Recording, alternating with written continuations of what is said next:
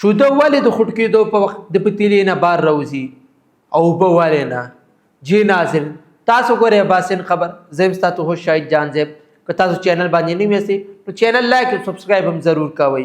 کله چې اوبه خټ کېږي نو آرام څه بخارات جوړئ او پورته ځي، خو شوده چې کله خټ کېږي نو ناڅاپه راتویږي او پتیلې نه بار راوځي. دا ولې؟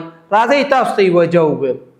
اصلي وجه د شوده اوبو په جوړېدو کې پټه ده. اوبه بالکل پاکي، په دې کې نه غوړي او نه پروټین. نو کله چې خټ کېږي صرف بخارات جوړئ او پورته ځي، خو شوده بل شان شی دی. شودو کې غوړي، پروټین، نور اجزا چې کله تاوده شي د شودو پر مخ یو نرمه کب غوندې طبقه جوړوي چې موږ ورته بلای یا پیروی وایو. دا بلای یا پیروی د شودو په سر لکه یو چت جوړ شي، بخارات وتلو ته نه پرېږدي. اوس د شودو لاندې بخارات جوړېږي نو د دې بلای یا پیروي له وجې بار نشي وتلی. چې کله د بخاراتو پریشر زیات شي نو شوده ناڅاپه زور سره پورته راځي او بار تویږي.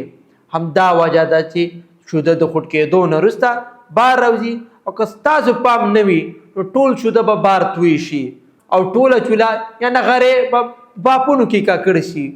اوبو کې دا حالت نه وي، ځکه چې په اوبو کې هغه کف یا بلای نه جوړېږي، نو اوبه په آرام سره خټ کېږي او بار نه راوځي.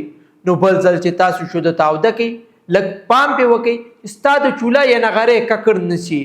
د شودو دا وړه خو جالبه پیښه موږ ته د ورځني ژوند هغه رازونه ښیي کوم چې ظاهرا عام ښکاري خو دننه ډېر دلچسپ وي. همدغسې دا وړوکې رازونه د ساینس خوبصورتي او حیرانتیا ظاهروي.